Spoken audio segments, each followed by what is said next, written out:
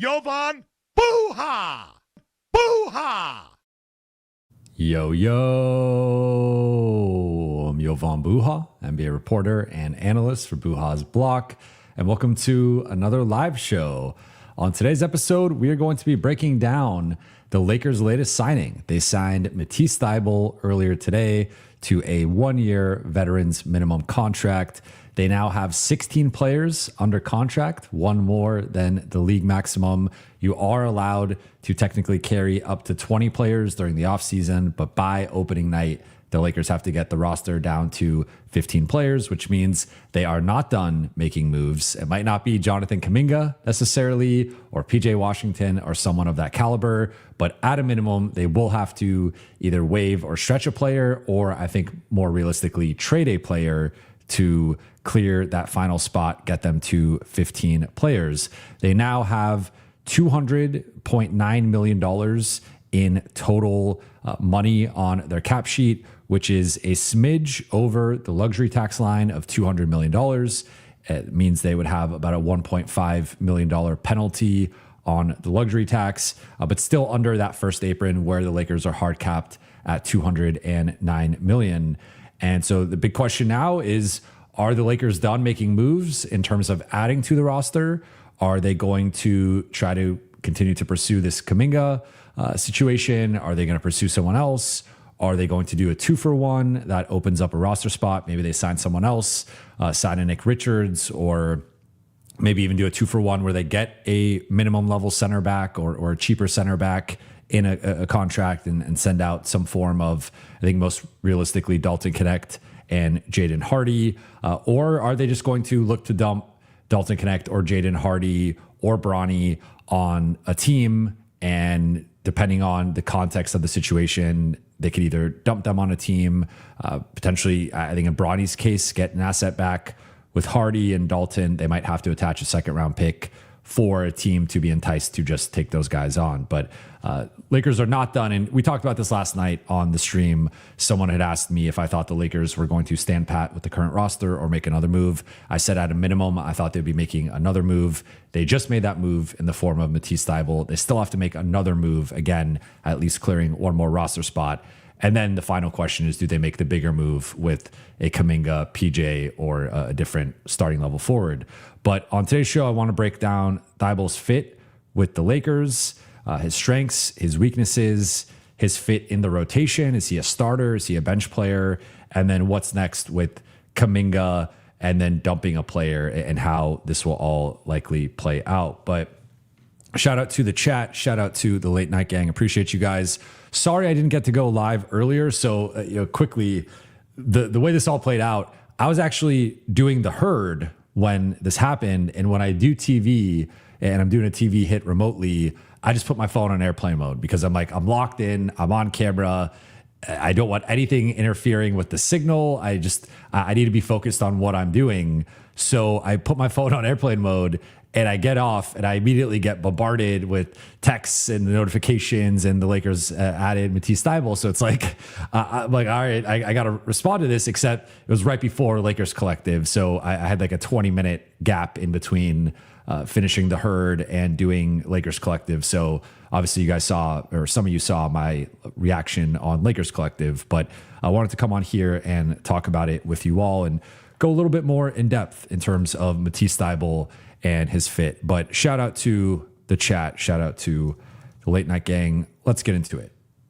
Matisse Thybulle, 6'5", 202 pounds. He is 29 years old, will be turning 30 in March, out of Washington. He has played 7 years in the NBA, first in Philly, then to Portland. So those have been the two teams that he's played with. And he is one of the premier perimeter defenders in the NBA, is made 2 all-defense teams. Granted, that was much earlier in his career. That was in 2021 and 2022. So it has been 4 straight years of not making an all-defense team, but remains one of the best defenders in the NBA. Finished 11th in defensive player both of those seasons. So really came out with a bang in terms of his defensive impact as a young wing and young defender in the NBA. But I think especially as a defensive playmaker, he rates out as one of the best defensive playmakers in the NBA, in the 100th percentile in steal rate, in the 99th percentile in defensive EPM. So this is, to me, clearly now the Lakers' best perimeter defender. You could argue just their best defender straight up, even more so than Walker Kessler. I won't go that far because I think Kessler, based on the investment in him and based on his age and just what the Lakers need from him and how important his rim protection and overall interior defense is going to be, I would slot Kessler as the Lakers' best defender, or at least most impactful defender at a minimum. But right after that, it's Matisse. And he, to me, is clearly, even comparing him to a guy like Vando, I think if you go back a couple years, maybe Vando from 2-3 years ago could be in the conversation with this version of Matisse. But this version of Matisse compared to the current version of Vando, or the Vando we've seen the last couple years, I think there's at least a slight gap, if not an even larger gap between those two. And that's before getting into Zaire, Jake LaRavia, Quentin Grimes, Cameron Carr, Adu Thero. Like, Matisse now becomes the Lakers' clear-cut best perimeter defender. And that to me means he's going to play a notable role on this team. We'll get into the starting versus the bench conversation in a second, but just looking at his fit, he is, again, one of the best perimeter defenders, just straight up, but also particularly as a playmaker. He has really developed as a three-point shooter. You look at the volume increase throughout his career. This past season, shot 40% on threes, shot 44% the season before. Outside of those 2 seasons, he's been more so closer to league average. Like, if you break it down quickly over his 7 seasons, 36% roughly league average, 30% bad, below league average, 31% also bad, below league average, then 36.5% split across Philly and Portland. That's a smidge above league average, 34.6 below average, but still a solid percentage. Then these past 2 seasons, he's really popped 44%, 40%. So you take that for a guy who's a low usage, low output offensive player. He's never averaged more than 7.5 points per game. So this is not a guy who's going to be lighting it up consistently. He's a low volume 3-point shooter. But even through that context, like, it's a big gap between him and Vando as a guy who's consistently high 20s, low 30s. Like, Matisse is an above average shooter, which even on a low volume, you will take from a guy with this level of defense. I think he, so again, I think he slots in, like, we're having a conversation about top 9, top 10. To me, he's clearly a top 10 guy in this rotation, if not potentially higher.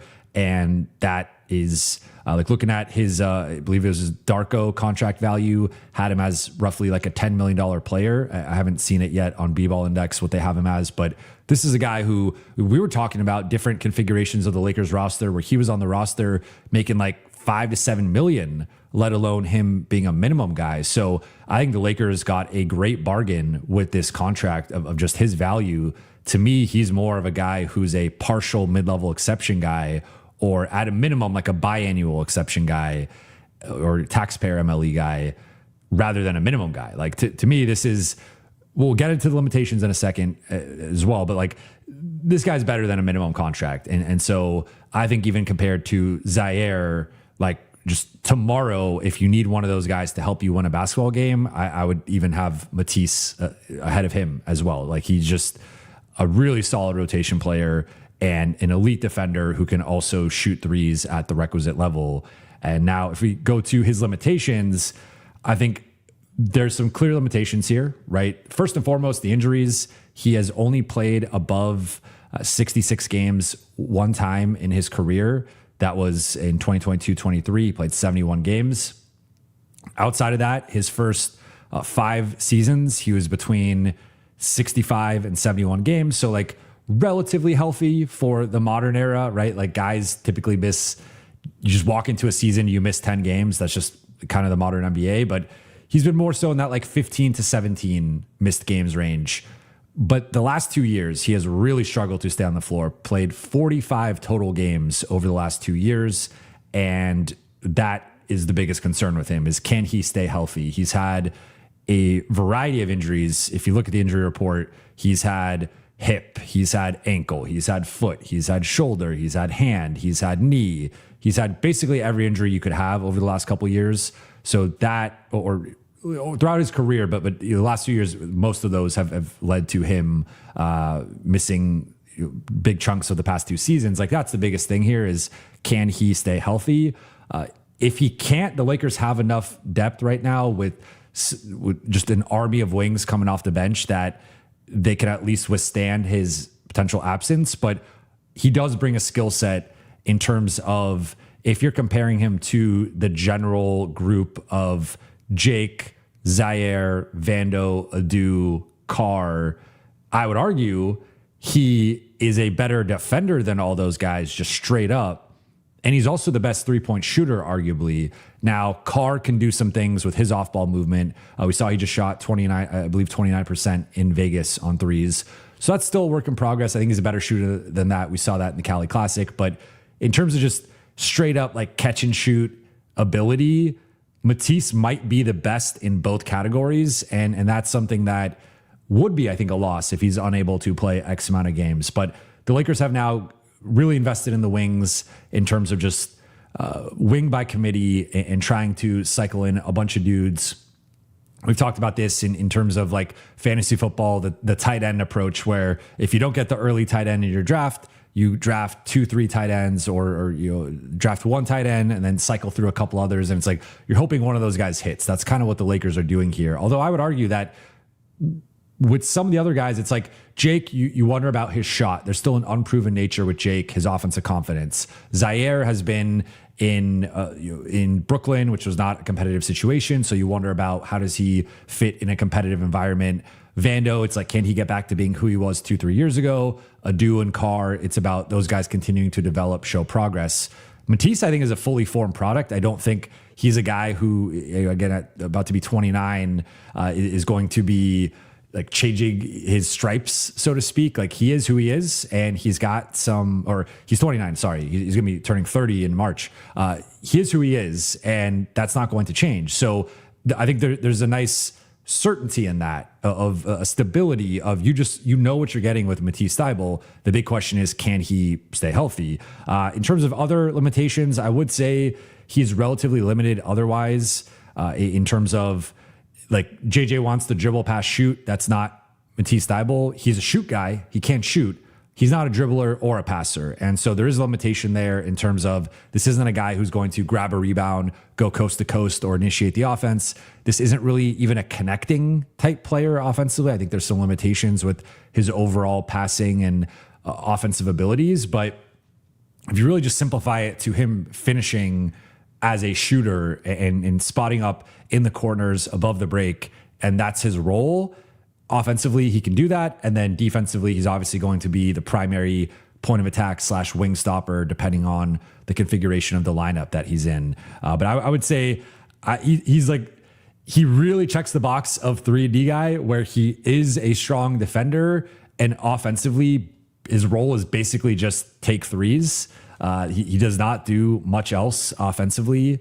He, looking at, he's never averaged more than 1.9 assists per game. And that was an outlier a couple of years ago, where otherwise he's often been at close to an assist per game, or even this past year below that. And his turnovers have been pretty steady, but this past year had an even assist to turnover ratio of 0.9 to 0.9. So he's not like a mistake prone player. I think he's steady. I think he plays within the confines of his skill set, but this isn't a guy that, you're comparing it to some of the other options we're talking about, where we're seeing what Adu is doing in summer league, and his ability to beat guys off the dribble, get into the paint, get to the rim, draw fouls, play make, or Carr, his 3-level skill set. Even Jake at times last year being able to post guys up, attack mismatches, get offensive rebounds, or Zaire with his ability to beat guys off the dribble, or his movement shooting. Like, those guys all have more offensive utility than Thybulle. He's primarily just going to take threes. That's his primary function offensively.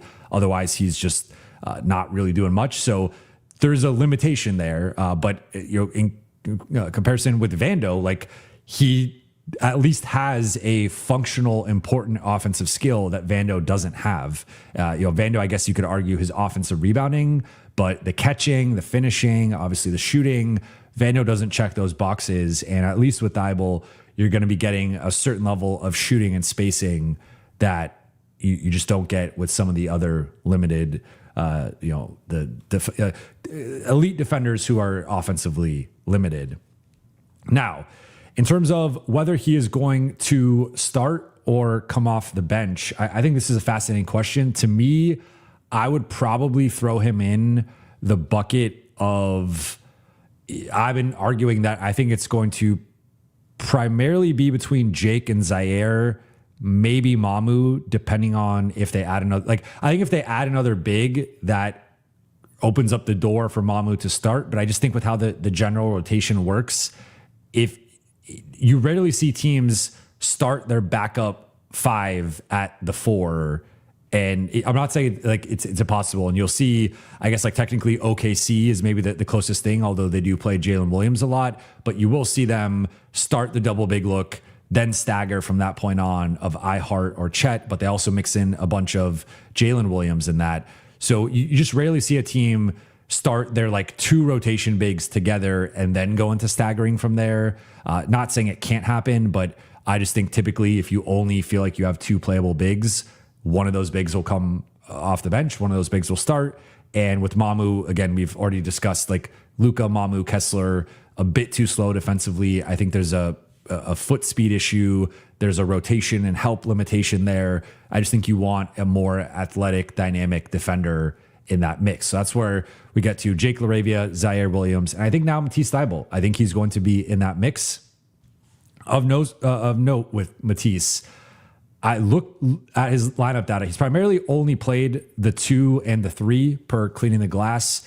If you look at Basketball Reference here, he's played similarly. He actually played a bit of point. He's played some point guard in Portland, which is interesting because his assist and turnover numbers do not reflect that whatsoever. So I don't know if they're calculating that from like a defensive perspective as like a point of attack guy, but you look at his overall career, he's played roughly 50% of his minutes at the 2 and 40% of his minutes at the 3. So most seasons he's like 90 to 95% of the time at the 2 or the 3. And interestingly, if you look at his cleaning the glass data, in terms of the on-off net impact at each position, he has been far more effective as a 2 than as a 3. Now, I think that factors in more offensively than defensively, because technically defensively, I think he can guard 1 through 3 and he could wear whatever hat the Lakers need him to. But I do wonder if, because he's not a good rebounder, and I would even argue that Zaire is arguably a better rebounder than him, and Zaire is not a good rebounder. I mean, I guess this past year, Matisse was slightly better than Zaire. Actually, 2 years ago, he was a solid rebounder. But outside of 2 years ago, he's primarily been a below average rebounder for his size and his position. Through that lens, I do wonder if there's just enough rebound, because that's something I've been trying to focus on, is like, you can play Luka exclusively at the 4 defensively, but if you're playing a double big look, or you're playing one of these old school bully power forwards, that's just a big ask on Luka defensively, that you're wrestling with the Aaron Gordons, the Julius Randles, or guys like that. I just think that's something like you can ask Luka to do that. And there might even be some matchups where you could put Kessler on that player and have Luka on the 5. But I would like Luka to primarily be a help defender and off the ball, but there are going to be some matchups that really test that. And that's where I'm fascinated by how the Lakers approach all this, because there are clear pros and cons with any of the candidates, right? So with Jake, I think it's more the offensive end with the shooting and the offensive confidence. And if Jake had, I think 3 months last year, maybe even 4, but at least 3 months last year where he shot under 30% on threes. If you're shooting under 30% on threes, it's just really difficult to be a starting level player on the perimeter. So that's like the Jake part of it, is can he get to a certain level offensively? Then Zaire, I think he's been at a certain level offensively, but there are still some shooting questions with him. He's been a below average shooter, but I think he's got more utility on that end than Jake does. But I think the big questions with Zaire to me is more of a 1 through 3 defender, not as much of a 4 defender, because he's on the slider side and he's also a below average rebounder or rough, average to below average rebounder. So it's like, I just don't know if you have enough rebounding in that group. But the same thing applies to Matisse, where, okay, he comes in, all he does is spot up. Fine. That's fine. Catch and shoot guy, checks that box. I actually think like offensively, the box with him as a starter is fine, because you're going to have Austin and Luka as the engines of the offense. And then you have Grimes and Thybulle spotting up. And then you have Kessler as the roll man. Perfect. Like that fits. The question is defensively, can he take on some of those bigger wings and forwards when I think he's primarily been more of that point of attack, like 1 through 3 guy? Can he scale up to the 4s? Maybe. I think he could scale up probably as of right now better than Zaire, but Zaire with a bit more size can maybe scale up eventually more than him. But then there's the rebounding. And I just wonder if you start Zaire or Matisse, Austin is your 3rd best rebounder in that lineup, in my opinion, or at least in that conversation. And I would want it more Kessler, elite big man rebounder, Luka, elite guard / wing rebounder. Even by forward standards, he's just an elite rebounder. Then there's a big drop off to Austin, Grimes, Zaire, Thybulle. There's just a bit of a question there. That's where like I do give Jake an edge, where I think Jake is a better rebounder than both Thybulle and Zaire, and Jake is better able to scale up. And I would actually argue Jake scales up more so than he scales down. I like Jake on 4s and 5s more than Jake on 1s and 2s, where it's the inverse with Zaire and Matisse. I think at that point you have more like the point of attack guys, but not as much guys who can guard the big behemoths or like, matching up with Chet in the paint or matching up with Gordon, Randall, like those types. I just think at that point, Jake has the best current odds, in my opinion, to battle with those guys. Now, that could also be the argument for Mamu, and maybe there's like some flexibility with a starting group. Like JJ has not shown that he likes having this morphing starting group that some teams have. So I don't think he's going to go that route, but I'm fascinated by like how they build out this group. Cause again, I think if you look at what the current starting group is of Kessler, Grimes, Austin, Luka, that 5th player to me needs to be able to guard wings and second bigs, like the non-big that Kessler's guarding. Ideally, they have a certain level of size and rebounding too. And to me, I'm like, Jake might be the placeholder, but Jake's obviously not the ideal answer there. You want Jake in a bench role. So I'm like, I still don't think that player's on the roster, which is what brings us to the Kuminga conversation. In theory, Jonathan Kuminga, 6'8", 6'9", brings that size, brings that athleticism, brings that rebounding, brings the theoretical wing defense. But with this move, the Lakers are now at 16 players. So, I mean, if Kuminga somehow, if they rescind the rights, Kuminga's willing to sign a minimum, he could technically sign, and then the Lakers figure out how to shed contracts and whatnot. But this, to me, I wouldn't say it's quite Kuminga insurance, because I've seen some people be like, all right, well, if they sign Thybulle, like Kuminga's gone now. Like that's not the case, but I think it was or is the Lakers moving forward and being like, okay, we can still fit Kuminga in here as that 5th starter if it works out. But if it doesn't, then hey, we're moving forward. We added another wing. We like our group, and we'll have to figure out that starting group. Maybe someone pops, maybe it's Adu, maybe it's someone else, maybe it's Zaire, and we figure that out, or we make a move at the deadline or ultimately next summer. So I think nothing for me has really changed from the conversation we had last night with the Dort trade and Kuminga. I know there's the report today from The Athletic and Dan Wojcicki talking about that there's been a bit of a stalemate here, and that is along the lines of what I've heard and checks out. I would reframe it to like, okay, there might be a stalemate right now with the contract, which is a huge thing because the Lakers have to obviously keep it at a number that they're comfortable with. And then Kuminga and his camp are going to be pushing for a certain number. But in terms of actually like landing Kuminga logistically, I don't see why those odds would have decreased at all, just because Atlanta is not going to keep Kuminga. So them doing a sign and trade to facilitate it makes sense for them. If they get a second or two, why would you not help Kuminga go somewhere and get a second or two. I think the hurdle here, again, continues to be where do you reroute Dalton and Hardy, and then also what's ultimately the Kuminga contract. And if you can't find those proper rerouting spots for those guys and you just can't get close with Kuminga in terms of the final money, that's going to prevent Kuminga from coming. But I do think them landing Dort and also Dallas landing Zachary Risache yesterday did make whatever those odds were of having the avenue to land Kuminga and PJ Washington. I still stand by, I believe those odds increased. Now, is Dallas willing to play ball with the Lakers? That's a question that only the Masai and the Dallas front office can answer.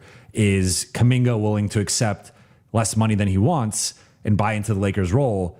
That's a question only him and his camp can answer. But in terms of the logistics of it actually working out, I do think there's a clear path there. It's just a matter of, can the Lakers reroute the money or the players? And then will Kuminga accept the money? And we'll see how that plays out. But final thing will just be quickly, like, clearly the Lakers need to dump someone, and I think it's going to be one of three players. It's going to either be Dalton Connect, Jaden Hardy, or Bronny James.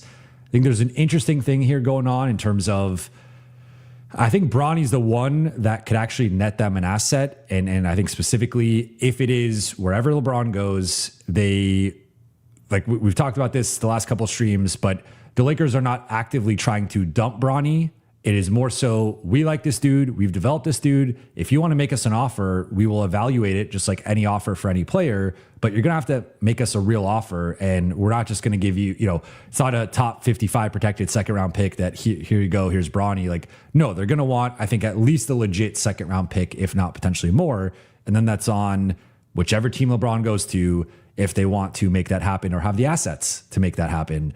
But the interesting thing with trading Bronny versus Dalton and Hardy is, I think Bronny, you can potentially get an asset back for. I would be personally surprised if they get an asset back for Dalton Connect or Jaden Hardy. I think if the Lakers had a current trade on the docket that they could flip those guys and get back an asset, I think they would have already done that. I think that would be a mistake if they had not done that up to this point. So, like, if the holdup with the Kuminga trade had been, or the holdup with the PJ Washington trade is they don't like the assets the Lakers have, or the Lakers aren't comfortable giving 3 seconds or like 2 seconds in a swap or something. Well, if you can flip Dalton or Hardy for another asset, obviously you could either put that asset in the deal, or you feel comfortable, hey, if we only want to give up 2 seconds for PJ, but now we get this extra second, okay, fine, we'll give 3 seconds, right? Like, just the asset accumulation would empower you to make a more aggressive offer. So my read on the situation is I think the Lakers are struggling right now to find suitors or find landing spots. And we talked about this last night. We've talked about this a couple times where there's not a lot of teams that have the roster flexibility to take those guys on, or the appetite to take those guys on in terms of the financial flexibility, being under or around the salary cap, being under the first apron. Like, it might be 5 teams. And several of those teams have full rosters already. So if they add 1 or 2 players, now that's more salary that you're going to have to either waive or you look to reroute that. So I do think if they go the DK or Hardy route, they're probably going to have to attach a second. I would be surprised if they are able to just dump those guys. Maybe Dalton, they could just dump and they get like a heavily protected second round pick that basically isn't going to convey, but it's like, you have to send something out in a trade. So maybe the team sends out a heavily protected second, but like, that seems to me to be like the best case scenario. I think realistically, it's going to be one of those 2 guys going out, and it's some form of second round draft capital attached to them. Hardy, I don't think has much of a market. Again, I referenced the Lakers trade for DeAndre Ayton. They got 2 seconds back for an expiring DeAndre Ayton contract, for also an expiring Jaden Hardy contract. So that just shows you like the gulf there, I think, in perceived value. And Dalton, they've been looking to trade for a while and have not been able to find the right deal for him. So not saying they can't get off Dalton or Hardy. I think if they ultimately need to or want to, they will, and they obviously will need to at some point. But I think that the final hurdle in this Kuminga situation, to me, aside from the giant hurdle of the contract potentially, will just be, where do they reroute these guys? Because it's going to need to most likely be 2 guys. Most likely, I think Dalton and Hardy, but I doubt you can send them both to the same place. Like, again, maybe there's a team that's willing to take them on, they'll waive them or whatever, but they're going to ask for something. No one's going to be like, give me these two guys for free. That's just not how this is going to work. That's not how this is going to play out. That would have already happened, I think, if that was really how, because at that point, the Lakers could have just cleared the cap space to make Kuminga an offer, and they weren't able to generate enough for what he wanted. But if you look at the $10 billion, I don't have exact clarity on this, but if they were trying to offer him that 2-year, $20 million, how do you get to $10 million in cleared space? Dalton and Hardy, right? And so maybe there was something that where they could have done that specifically, but it hasn't happened. And so we'll see how that plays out. I mean, I think if it's just one, you could probably find, especially Dalton, I think you could probably find a team just to take him on. Hardy, I think you have to attach a second, but we'll see how that all plays out. But shout out to the chat, shout out to the late night gang. Let's get into the Q&A here. We had this first one from Lego Teen Builder, who's always first in the chat. Appreciate you. Said this signing basically means Dalton is gone. I would say he's probably I think he's more tradable than Hardy. So through that lens, I would say Dalton's probably the one gone, or at least I think he's more likely to be traded without having to attach something between the two. Because I think one of the things that's just happened with the current NBA is every team has a certain amount of backcourt depth. And also I think teams have been loading up on backcourt speed, athleticism, defense. And Hardy he checks some of that, not the defense. He checks some of that general speed, athleticism, but he's more of a volume based bench scorer. And that position, we saw Cam Thomas is, I think, better than Hardy. He's out of the league right now. It's just that positional archetype is kind of going out of the favor. It's out of the zeitgeist in the NBA in terms of just what teams want. So I think between the two, Dalton as a bigger player who projects to be that solid shooter, I guess would have more value. Ali Latif, thank you for the super chat. Bronny, Jake, and DK, 3 seconds, 1 first round swap for PJ. Then we wave and stretch Vando, get DJJ or Sadiq Bey to buy out. Thoughts? So I am on board with the first one. I would actually say you could do Hardy and DK instead of Jake. And you don't need to include Bronny. You don't need to include... I mean, Jake's a better player than Hardy, and Jake is going to factor into the rotation more than Hardy. So I would rather just keep Jake and put Hardy in that spot. The issue, I think, with trading 3 guys would be, I don't think teams just want to take on 2 contracts of back end roster players. These are not guys. Again, I'm taking Jake out of this mix and putting Hardy in there.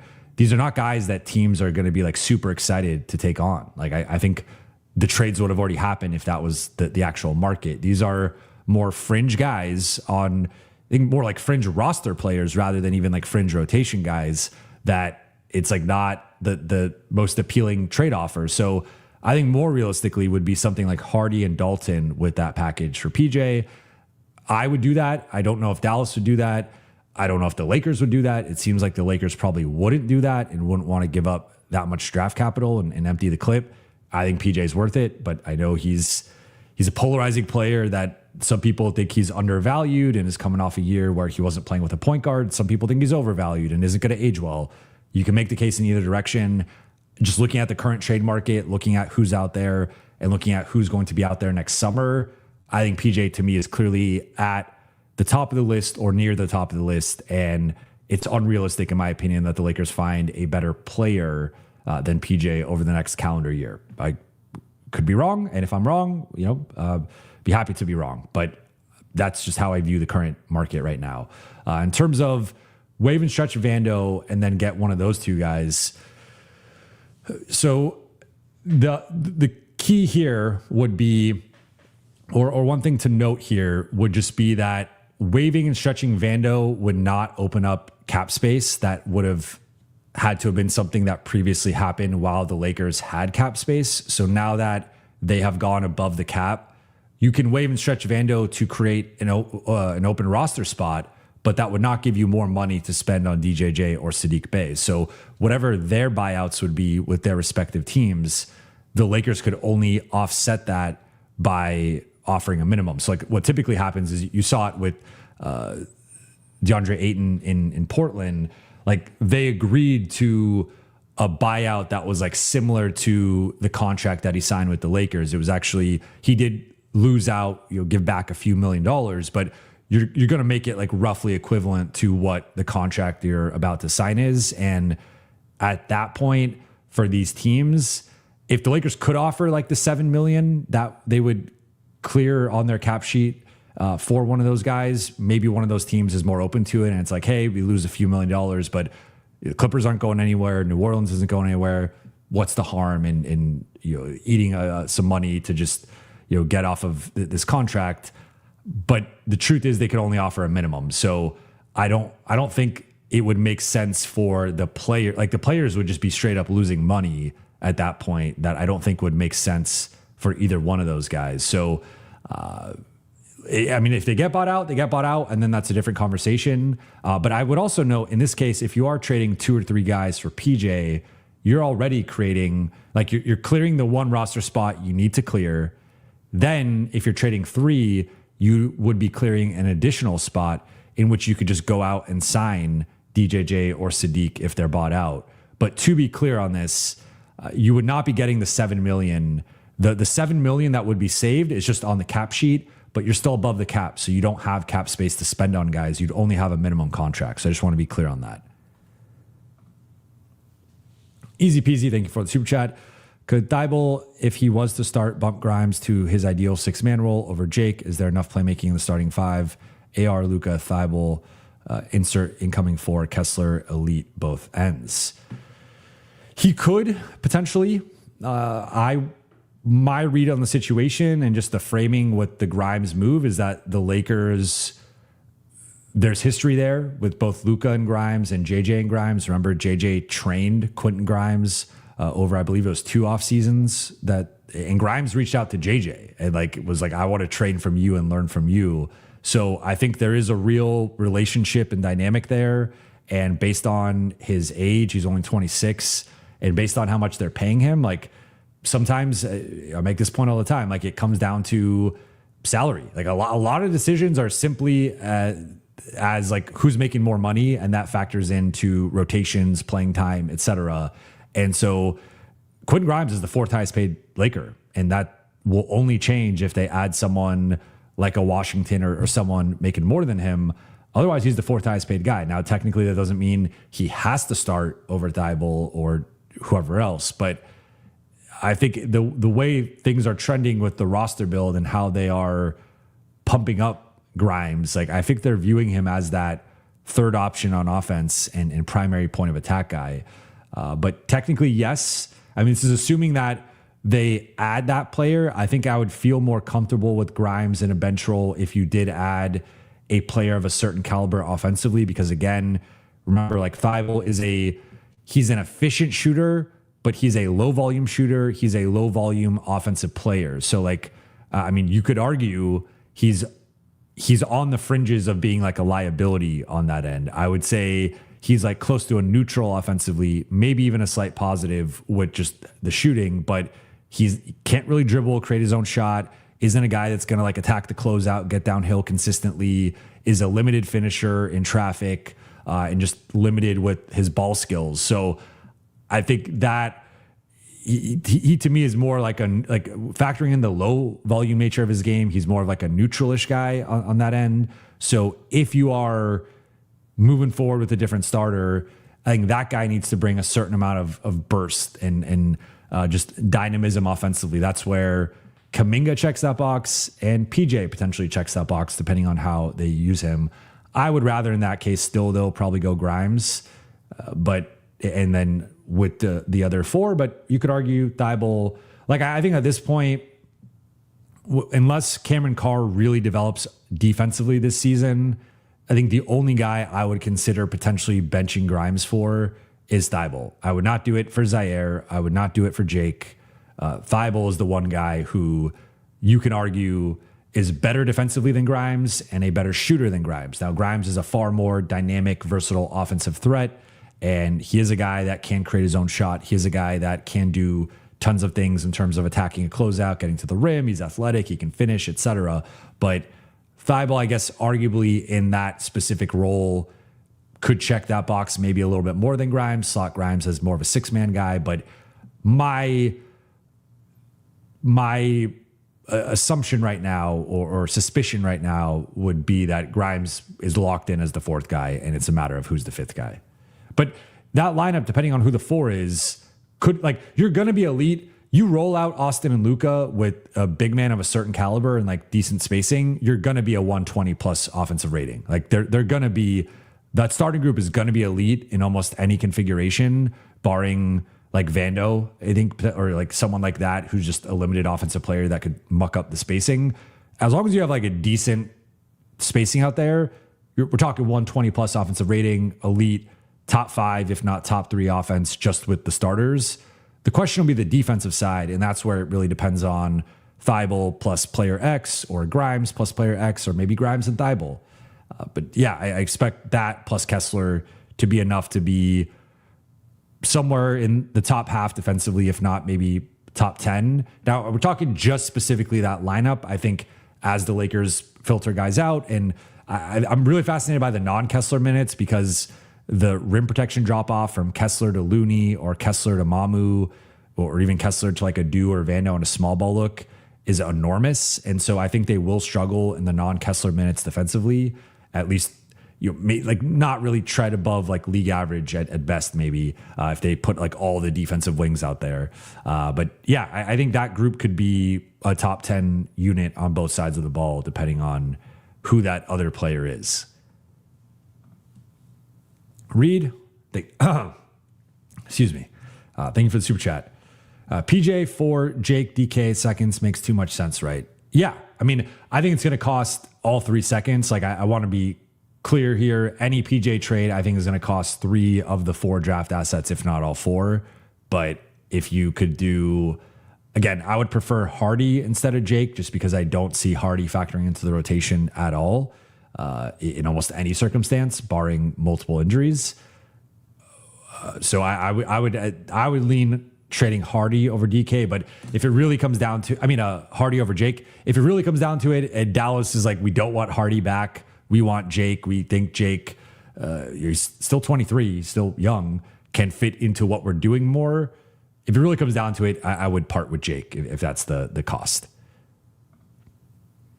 Cage Britt, thank you for the super chat. OKC model, rotating fresh defensive pieces throughout the game. I like that. I like that comparison. I think it's different levels of defensive pieces where I think OKC has like multiple all defense guys on the perimeter where the Lakers don't quite have like the same level of defenders that they're rotating toward. And again, even Thybulle has not been an all defense level guy for a few years, although you could still argue he's like that caliber of defender. But certainly the Lakers have taken the tight end by committee approach with the wing defense and rotating in Zaire and Thybulle and Jake and Vando and Nadu and Carr and all these guys. It's like you have an army of wings and Grimes, obviously, as well. Like you have an army of wings and perimeter defenders that I think could easily net out to greater than the sum of their parts. And if you are rotating them consistently, keeping them fresh, and it is every 4 or 5 minutes, every 3-4 minutes, you're rotating guys in, like that can lend itself to a more aggressive, high energy, high volume defensive scheme that would be really interesting. And I think it would be something that JJ would prefer. Next one, Kendrick Jenkins, thank you for the super chat. With our roster makeup, it feels like we're clearly leaning into the possession maxing thing, offensive rebounds plus turnover creation, which I love, TBH. Yes, that is a good point here.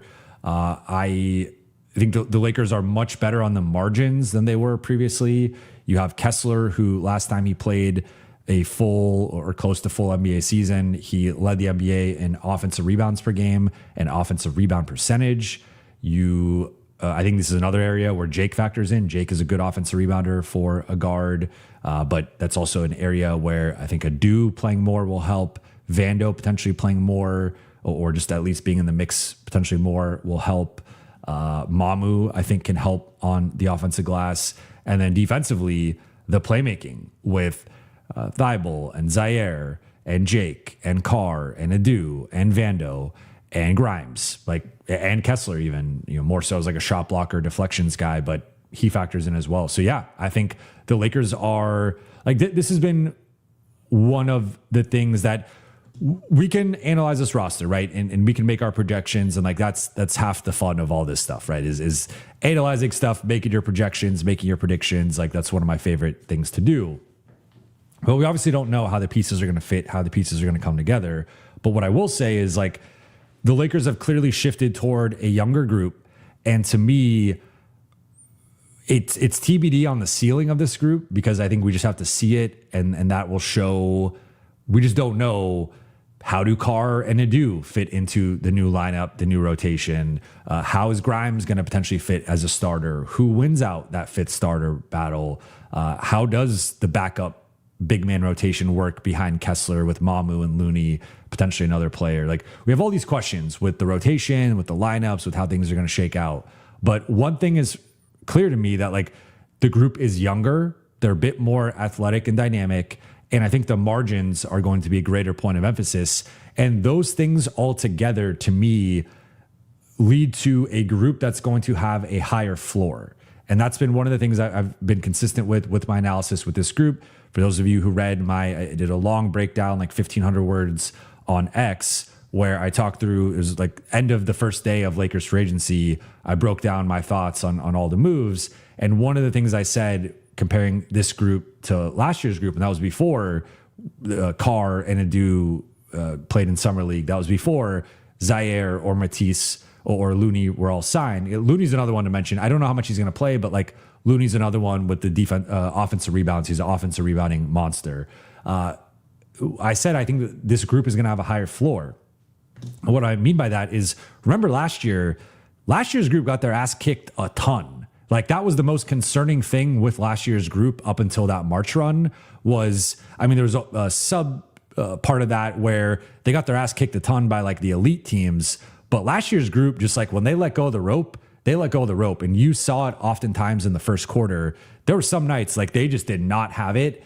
And 6 minutes into the game, I think about that game in Atlanta where they just got absolutely waxed. It was this group just doesn't have it. That was at some point in the beginning of the season.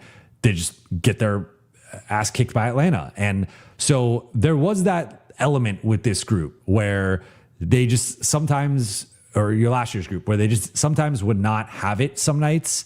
And I thought their floor was pretty low. That was ultimately why their statistical profile was so skewed, was because they had so many blowout losses, so many double-digit losses, that despite them winning, obviously at a 53-win clip, and despite them being a home court advantage team, they had the statistical profile of a play-in team. They looked on paper like a 41, 43-win team because of how many losses, bad losses they had. This year's group, I don't think it's going to be the same thing. I think this year's group is going to have a higher floor, and maybe that nets out at a similar record or a similar seed, but I don't think they're going to have all these embarrassing blowout losses. I think the motor is there, the athleticism is there, the youth is there, the depth is there. And so to me, at a minimum, this year's group is going to be more competitive more consistently. Now, will that lead itself to as many wins, the same seeding? Will they have the same top end upside because will they figure that out, right? I don't know the answer to that. Are they capable of a 16-2 stretch where they beat most of the best teams in the NBA over half of that stretch?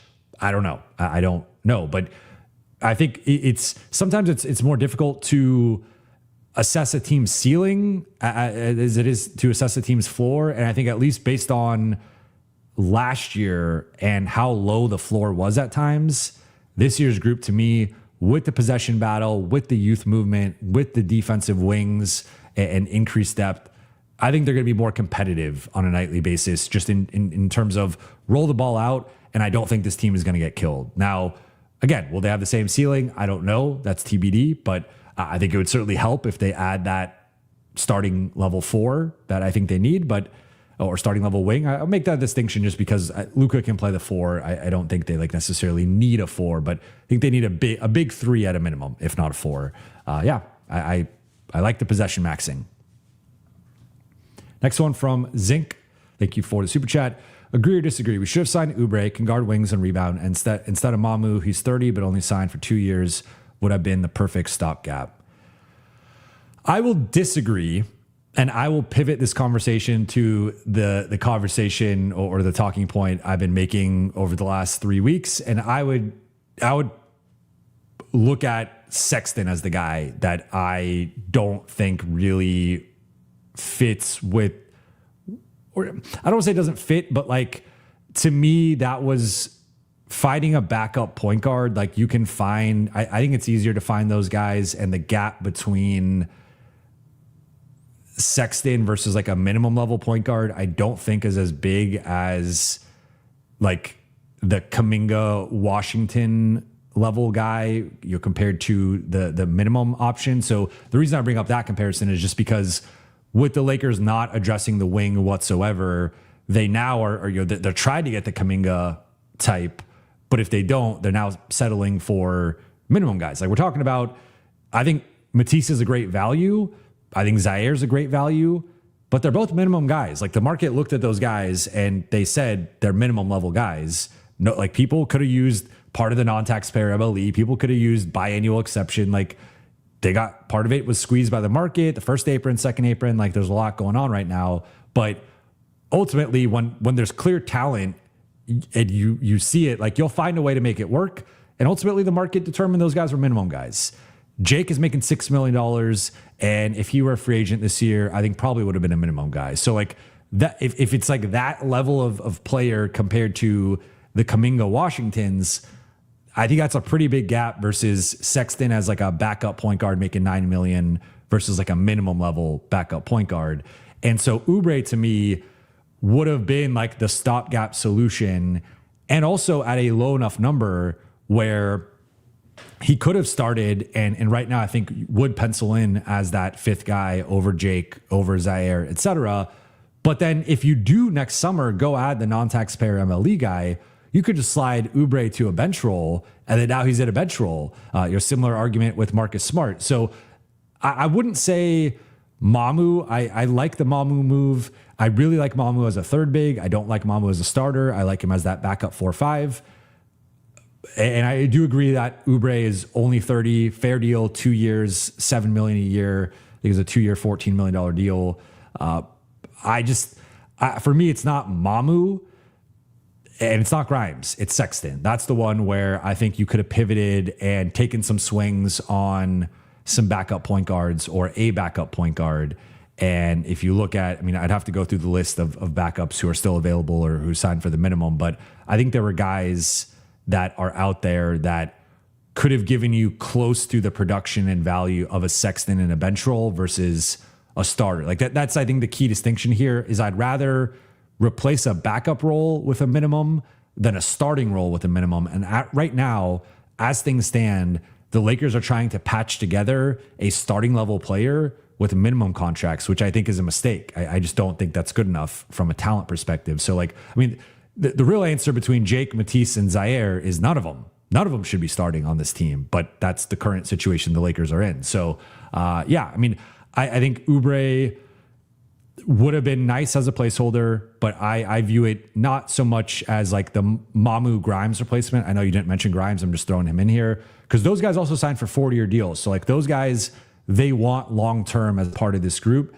Sexton is the one where I'm also like, you could have signed him to a 3-year deal. You didn't sign him to a 3-year deal. Like that's the most you could sign with the room exception.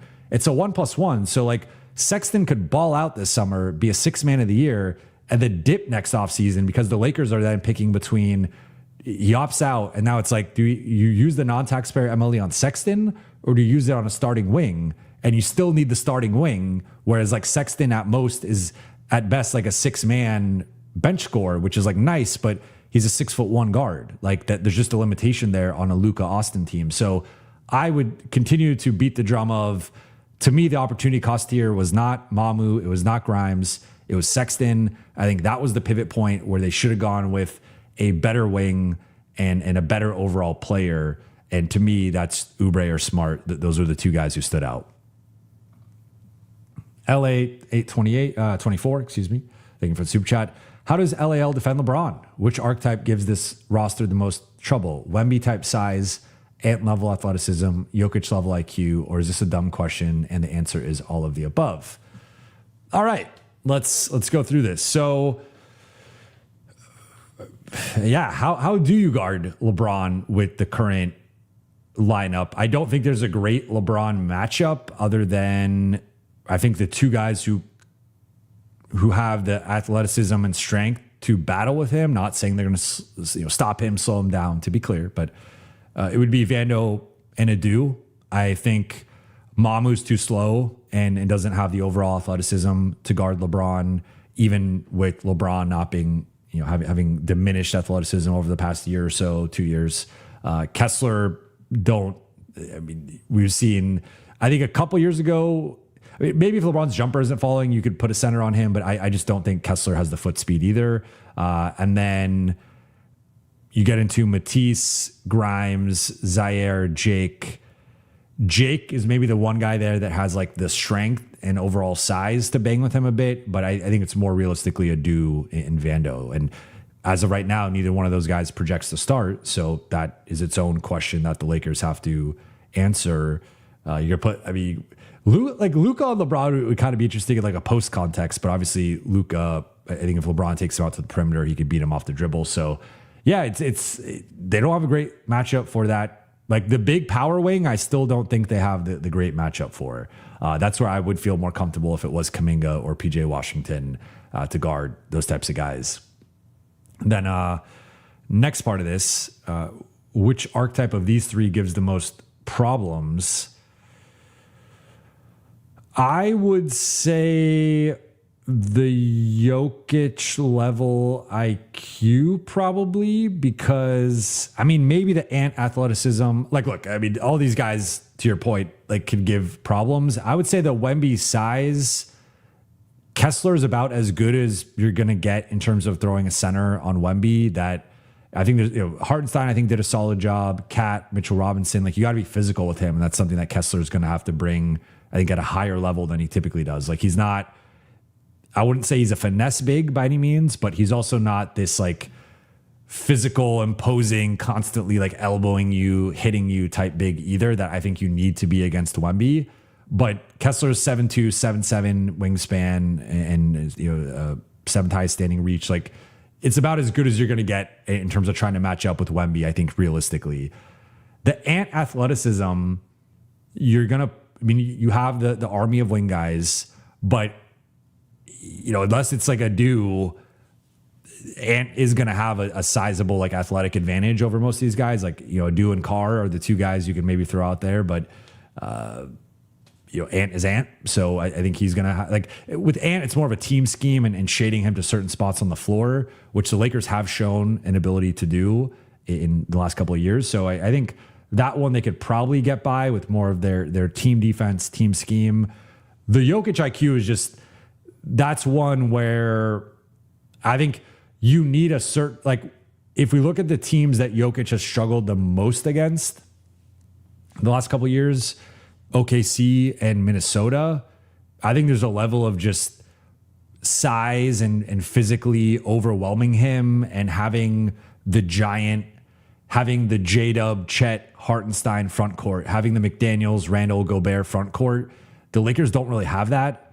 So I think you picked Jokic's IQ versus Jokic's passing or whatever, but I just think that particular matchup, Kessler I think will match up with him better than even DA did, but overall in terms of I don't think it's just the primary guy on him, it's also the layers of the defense. That's one that I think the Lakers still have some questions of the overall size, physicality with the group.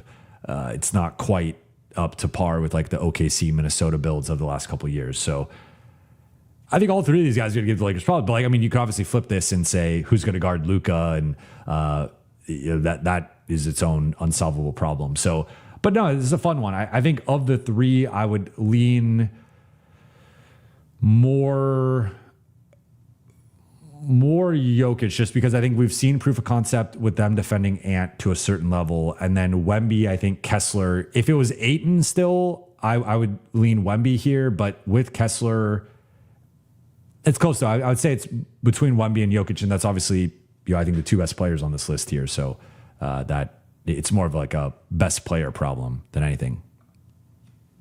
Next one from Shibugan. Thank you for the super chat. What's more likely, making a consolidation trade or just waiving someone? They've shown reluctance to give up picks to get off contracts. I'm glad you asked this question. I still will maintain a consolidation trade because realistically, I guess they could waive Bronny. That would be the one. Like, that's actually where we're talking through trading some of these guys versus and what you'd have to potentially attach to Hardy or Connect versus Bronny. That's actually where waiving Bronny would make the most sense, because Bronny is making half as much money as Dalton and 1/3 as much as Hardy. So in terms of like dead salary on your book, getting rid of Bronny would be the most straightforward path of you just have 2.2, 2.3, whatever is the number, dead on your cap sheet for this year. And then moving forward, he's off the books and you're fine. So that, I guess, could be an option, and you just eat the $2 million. But the one thing to note would I think the Lakers, with how close they are to the luxury tax, it kind of makes sense to just get under the luxury tax and like not deal with that. And waiving someone, you'd still have that money on your sheet, so you wouldn't be under the luxury tax. So maybe they bite the bullet. And it's not a big bill. I mentioned it earlier. It's like a 1.5 hit based on how much they're barely above it. But the repeater tax does come into play here. And the Lakers are projecting as a team that are going to be up against the first apron, if not eventually the second apron, over the next few years. So if you have the option to get under the first apron, the luxury tax, and avoid this year counting as a luxury tax year, I think there's something to that could be enticing for them and just practically make some sense. So if I'm them, the ideal version is you trade one of those three guys at a minimum for just getting off of them. Maximum, it would be great to get an asset back. I think particularly Bronny, you would potentially get one back. The lower outcome for them would obviously be having to attach a second round pick, which, that would stink. But if you could avoid the repeater tax or that process, and you have to get off someone, I think there are worse things. Easy peasy. Thank you for the super chat. Kai Jones for the Hayes roll. That I think his ship has sailed in the NBA. He did not play last season. He did have a productive stint with Dallas to close out the 2024-25 season, but I think there's been some off-court stuff with him that teams are a bit hesitant to proceed. Devil's Knight 666, thank you for the super chat. Isn't it pathetic LeBron is paying 10 to 20 million of what he would have been paid just to feel pursued? Loyalty is a one-way street with him. Hashtag Bronny. We don't know what the final contract's going to be, but obviously it's looking like it's going to be a minimum or some form of, I think Miami technically still has the $9 million of their non-taxpayer MLE, so maybe it ends up being that. There's been some Miami buzz the last few days. I could see that potentially being the team. Look, I think it's complicated. I've relitigated this situation many times over the last 2 years. I think both sides have their reasons to have an issue with the other side. I think both sides have their faults, right? And so I don't think it's as black and white as some people like to sometimes make it, or as binary as people like to make it sometimes. Like, this was a complex relationship and dynamic that, as I've said, was never the same after the Westbrook trade. And it really became a marriage of convenience where it just benefited both sides to keep it going, but it was never a perfect partnership. It had a ton of ups and downs. I think more downs recently than ups, and that's ultimately why both sides wanted to move on. But I think the key here was like, I get what you're saying, but this is also assuming that like we don't have, I think we have the public narrative, right, of how things played out, but we still don't know for certain. And I was making this point right before the LeBron news dropped that like the Lakers are not moving like a team that has any interest in even retaining LeBron. So theoretically, like would if LeBron was willing, if LeBron had not made his decision and the Lakers were still, or not publicly stated he's not returning, and the Lakers were still in the mix right now, and it was like a legitimate competition and they're part of the process, like would the Lakers entertain him on a minimum contract? Like, sure, I think so. I think they probably would, but they were not moving like a team that was really factoring him in at all. And they were not even moving like a team that was factoring him in on a discount necessarily. So it's like, I think if you want to, if you're a LeBron hater, a LeBron cynic, a LeBron pessimist, whatever, like I'm not going to tell you how to feel about LeBron leaving or what LeBron is choosing to do. But I think built into this statement is an assumption that the Lakers even wanted LeBron back. And I don't even know that that's true. I don't know that we know that for certain. I think there's an implication of that, or an implication that at least at a minimum, they would have wanted him back. But I think it was more speculation that, hey, the Lakers could offer him 15, 20 million. Like they could have offered him 15, 20 million. They could have offered him the Grimes money, right? They could have offered him the Mamu money, but I don't think they really wanted to. And so that's where it's actually, to me, it might have actually been more of a comparison between like LeBron just staying in LA, continuing to be a Laker, continuing to play with Bronny on a minimum, compared to going somewhere else for a minimum, and you still maybe making that pitch of like, hey, finish your year, finish your career off as a Laker, and you play your last year or two as a Laker, play with Bronny, stay in LA, you don't have to relocate, but it's a minimum contract, and we made these other moves for the future, but we still want to fit you in here.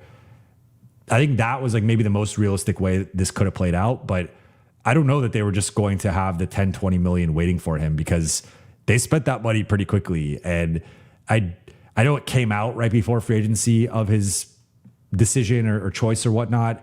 I think that was decided a bit before that. So especially with like what I've heard since then, like I don't know that we could even just assume the Lakers wanted him back at all, let alone spending like that much money on him. Che, thank you for the super chat. Either Zaire or Thybulle pops, DJJ was a vet minimum. So I know there's a big contingent out there with this notion with DJJ and that being the blueprint. Like I would be slightly cautious with that, because I think even with the Lakers, we've seen some version of this of like, oh, well, like the Lakers can sign any vet minimum center and turn him into JaVale McGee. Like, all right, Damian Jones, Thomas Bryant, this guy. It's like, no, like that's not really how this works. And, or the Lakers can find any former lottery pick or any young player who's been cast aside and turn them into Malik Monk. Like, no, that's not been the case. You've had your Cam Reddishes and your guys like that just, or your former first round guys that just like didn't really pop. That's not, you don't just find the, like, I think these are more exceptions rather than like it's going to happen. And a key distinction I would note with DJJ versus these guys is I do think playing with Luka helped DJJ. I'm not going to deny that whatsoever. I think that was a huge boost for DJJ and elevated him to a different level. I would also say there was a motor and like a cutting and an offensive rebounding element with DJJ that guys like Zaire and Thybulle just don't have. And I would also say, like, between these two, Zaire is 24, about to be 25. So he's still in that like young player mold. Thybulle's 29, about to be 30. So Thybulle is like pretty much a fully formed product. I made that point earlier. I don't think Thybulle is changing his game or uncorking like new wrinkles. He is who he is. And that's a very valuable defender and a good shooter. Like those are the two things he brings to the table. I don't think you're all of a sudden going to unlock all these new elements of his game. I just don't think that's how this goes, especially for role players who are about to be 30. Zaire, I think, is the guy who has the most untapped potential.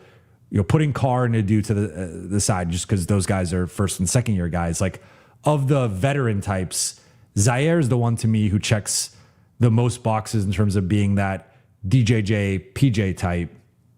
I would just argue that DJJ was not in the league for his scoring or whatnot. DJJ was in the league for his defense, his rebounding, his motor, his hustle.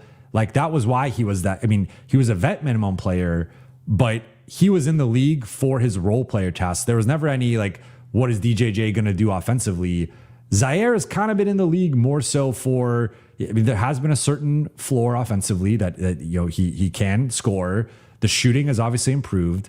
And then there also is some defense and the defensive playmaking, the steal rate, etc. But I think Zaire came in with maybe more expectations and also some more of an offensive role. And the only reason I bring that up is just because I think with DJJ, it was more so amplifying, here's this guy with this super role player skill set, that it's more so amplifying him and putting him in position to really lean into those things. Where, again, Thybulle to me is past that point of developing. Like, it's just, you rarely see guys at 30 all of a sudden start to do different things as a role player. I'm not saying it's impossible, but just stating like that typically by 30, you are who you are. And with Zaire, that's the one guy I could see it, but it would be a bit of a shift from how he's been used, right? And like, could he do the DJJ stuff? Maybe. I would say he's not done a lot of those things necessarily, at least like the being like the super high motor, crashing the offensive glass, like that elite cutting, finishing, lob threat like that. Like, he can do some of that stuff, but that's not like a major part of his game. That would be my only distinction here. But look, I think he's the guy though. If we're having this conversation a year from now and it was like the Lakers stood pat and they popped and hit this ceiling that maybe we didn't foresee, Zaire is probably a big part of that. I think Zaire, Adu, and Carr are the three guys that, if the Lakers overachieve compared to external expectations, it's at least two of those three guys really hitting. Shabukan, thank you for the super chat. If you can guarantee me that JJ would dedicate time to Carr and Adu over wasting time with Jake, I'd be happy with where things stand. That's a good point. So, I mean, I'll say again, I think Jake will either start or play a prominent bench role as things are constructed. Like, maybe Zaire starts, Matisse starts, the other one plays, and like Jake's buried. I'm not saying that's not a possibility here, but I will continue to say Jake was available every game last year. He started over half the season. He was in the primary playoff rotation until the last two games of the playoffs. Like, JJ, at a minimum, JJ gave Jake a ton of rope. He gave him a ton of, or leash, whatever analogy you want to use. He gave him a ton. And so I think people, when we talk about Jake and we talk about Vando, I continue to try to ground the conversation in reality through the lens of like, how does the coaching staff feel? Because we could have our feelings about Jake. We could have our feelings about Vando. You could say, hey, Vando should be starting. Vando should be playing X amount, or Jake should not play at all. Jake should be traded. Jake should be waived. Like, I've seen it all. But how has JJ treated the situation? One guy started over half the season. One guy was collecting DNP CDs the two times the team was healthy last year. That's a pretty big gap that I don't think was narrowed in the playoffs, or I don't think has been narrowed over this offseason. So I still think that with how JJ and the coaching staff view Jake and view Vando, and those are just two examples because we don't quite know how they view Carr, Adu, Zaire, Matisse, etc. as of right now. Like, I think there's a pretty big gap between how they view Jake and how they view Vando. And so Vando's the guy definitely, I think right now is more that fringe rotation guy. And we'll see, maybe this Matisse is just kind of a better version of Vando that might just push him out of the rotation entirely. But Jake, I think, is going to factor in here. I could be wrong. And if I'm wrong, then we reevaluate where the rotation is at that point. But based on last year, JJ's preferred option when there was someone out was let me just slide Jake in there. And so, and Vando was still on the team. Adu was still on the team. They had other options. It was still, let's slide Jake in there. So that's where I'm at with that. But what I would say in general, we just had this conversation on Lakers Collective, is that I think to me, Carr's already a rotation player. I haven't penciled in top 9, top 10.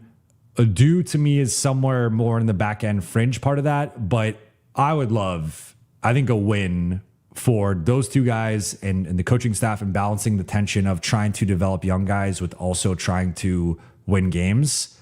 I would love for both those guys to just be locked in top 10 guys. And even if it means they're 9 and 10 and the Lakers have a top 8 that they, maybe it's Jake or Zaire as the starter, then the other one, I mean, I think Matisse is going to factor in. So it gets a little complicated there, but some combination of Jake, Matisse, Zaire, like one of those guys starts, one of those guys is a bench guy, and then spots 9 and 10 are Carr and Adu. And obviously you got the rest of the starters plus Sexton and Mamu.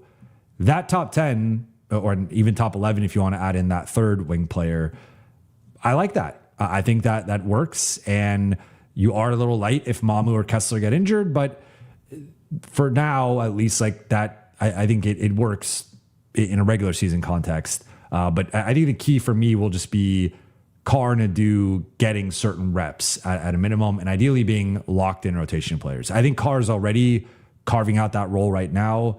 Adu is more TBD, because the big thing with him is going to be the offense and the shooting and how much that translates and how much he gets JJ to trust him and buy in. Izzy, thank you for the super chat. Being able to catch a second live today with the time difference in the UK. Let's go. I'm usually a quiet member of the Rewatch crew. Well, shout out to Izzy.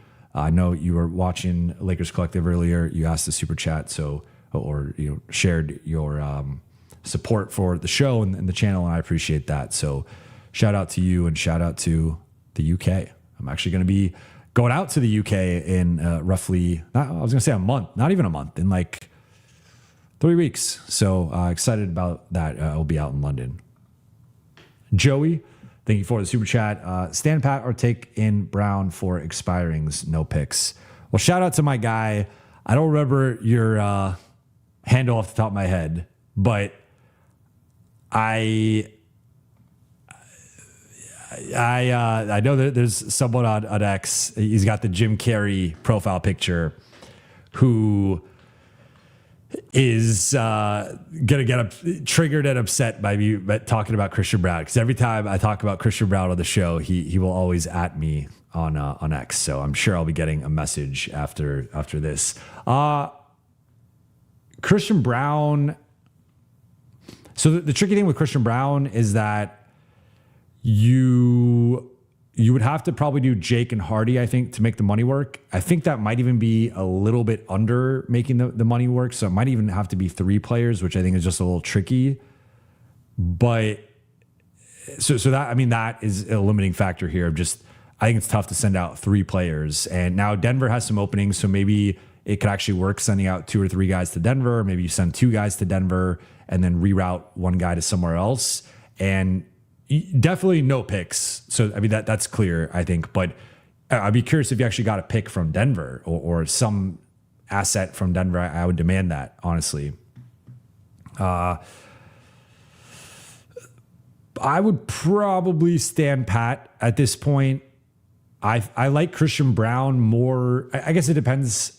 It depends how the front office feels about the build. But like I don't view Christian Brown in the same mold as like the Kuminga Washington. I think he's actually more in the Grimes mold. So maybe you slot Brown in as that Grimes spot, and then you still need the starting forward eventually. But yeah, I would say this is kind of similar to the conversation we had earlier today about Gafford, about how like the Lakers already have so much money committed that it's just difficult to add in another player that even if they check a certain box, like I think that the next clear box they have to check with a substantial addition is like that wing forward starting spot. So while Brown, you could argue, fits the Grimes position of like 3-and-D starter arguably better than Grimes, especially if he bounces back to who he was 2 years ago and then slots Grimes as a 6-man.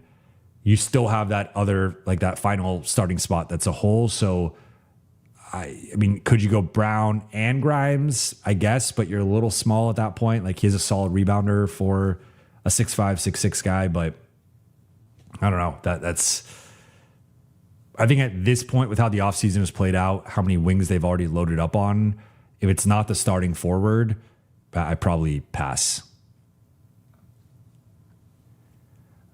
P-Rod, thank you for the super chat. Love the Kessler move. If a ship is the goal, we messed up on Grimes, Mamu instead of Watson, keeping Rui and a cheaper Smart over Sexton. Luka Reeves, Kessler, Watson with Rui, Smart, Carr off the bench. Yeah, so I think it would have been difficult to pry Watson, because I guess if you look at Grimes and Mamu made a combined 30 million or not, excuse me, let me take like 27. Sorry, I misspoke. Like a 26, 27 million. You could have turned around and offered that to Watson. My read is I think Denver would have just matched that. I don't think they would have loved matching that. I think it would have potentially led to them obviously having to get off of either Johnson or Brown in a pretty aggressive move. But I think Denver would have matched that, and the Lakers would not, because of the Kessler move, they would not have had the assets to execute a sign and trade, right? Because that would be the natural follow-up would be, okay, well, we have this money to threaten you and force you to match this to not lose him for nothing. So why don't you just do a sign and trade with us? We'll send you some assets. I don't think the 3 seconds and a swap is getting it done. So I am still skeptical. I don't think the Lakers had enough cap space to really pry Watson. I think it would have had to have gotten closer to 30 million. And at that point, Denver just says, hey, like, this just doesn't make sense. I think 26 is still within the realm of like, I think they would have matched it personally. Now, I could be wrong on that, but that's my interpretation. Now, if you added Watson, you actually would not have been able to keep Rui, because to get the cap space to add Watson, or in this case, actually add Grimes and Mamu, you needed to rescind Rui's rights. So Rui would have been an unrestricted free agent with no rights, just like everybody else that was not a Laker. So you could have signed him with the room exception, but you couldn't have signed him with your cap space, because your cap space would have gone to either Kessler and Watson or Kessler and Grimes and Mamu. Now, technically, you could have done Grimes plus Rui or Rui plus Mamu or some combination of two of those three, but you could not. Watson would have come at the cost of Grimes and Mamu and Rui. There would have been no fitting Rui into that. And clearly, Rui wanted to stay in LA, but he also wanted to make more than the room exception. So I think Rui would have been a casualty here. And then I'm 100% with you on Smart over Sexton. I've heard different things as to why Marcus isn't back. So, I mean, I don't know if he just wanted to go to Houston, wanted to be on a different team, whatever. But if there was a way to get Watson, like I will say, if there was a way to get Watson, I agree with you in the sense of I would prefer Watson to Grimes and Mamu straight up. But I just don't know that the Lakers had enough remaining cap space to actually execute that. And they also didn't have the draft capital to execute a sign and trade, in my opinion. But if there was a way to do it, I am with you that I would have preferred that. And then I definitely preferred Smart over Sexton. All right, and then final one here from Shibugan notes, yeah, and Jake shot like 2% from 3, be gone. Yeah, I mean, look, this is the case against Jake. This is might as well look it up, because I think it was either 3 or 4 months where he shot under 30% on threes. This past year, it was 1, 2, 3, 4 months. So it was November, December, March, and April.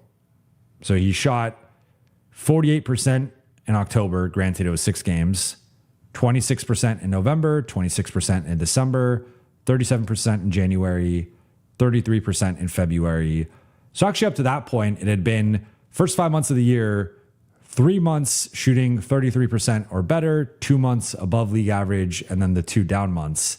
Then he closed out the month though, or the season 24% in March and then 29% in April, which is only 6 games. But yeah, I mean, so 4 of the 7 months he shot 29% or worse. And then the other 3 months he shot 33% or better, with only 2 of those months being above average.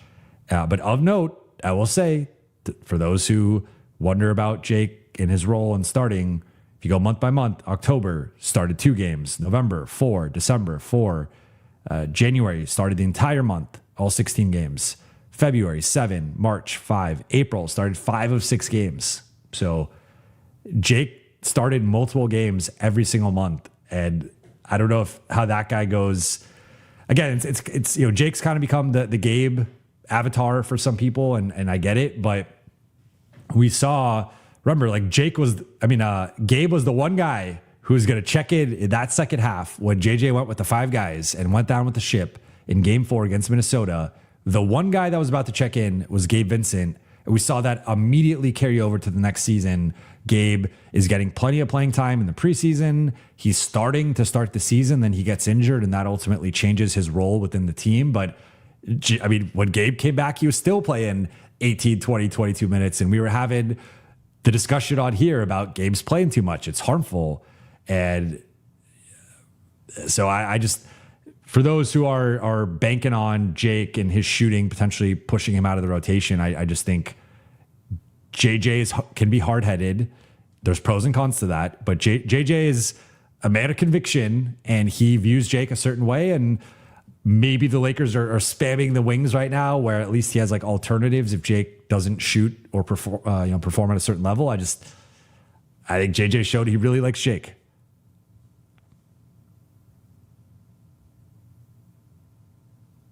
Yet Terrell notes, for those questioning like room exception versus what Rui signed, room exception, the max was 9.4. Lakers signed just under that with, or roughly around there with Sexton. Rui signed a 2-year, $28 million deal with the Clippers. So Rui was making 14, nearly $5 million more than the room exception. So I don't think it was realistic. All right. I'm going to wrap up here though. Appreciate you guys for rocking with me. Shout out to the chat. Shout out to the Late Night Gang. For those watching on YouTube, please be sure to hit that subscribe button, turn on channel notifications, and like and comment on this video. For those listening on Apple Podcasts, Spotify, or your podcast platform of choice, please be sure to follow, download, and leave a 5-star review. I'll be back most likely tomorrow. If not tomorrow, definitely Wednesday. But we're still on Kuminga watch. We're still on LeBron watch. And those final dominoes of the offseason are nearing. I think we will get some resolution definitely within the next couple of weeks, but I think most likely within the next week. P.O.N.D., Jovan Thybulle or Smart. I would go Smart, but I mean, it's no knock on Thybulle. Like I think he's a good player, and I think it's a great value. But yeah, shout out to you guys. Shout out to the chat, and I will talk to you all tomorrow.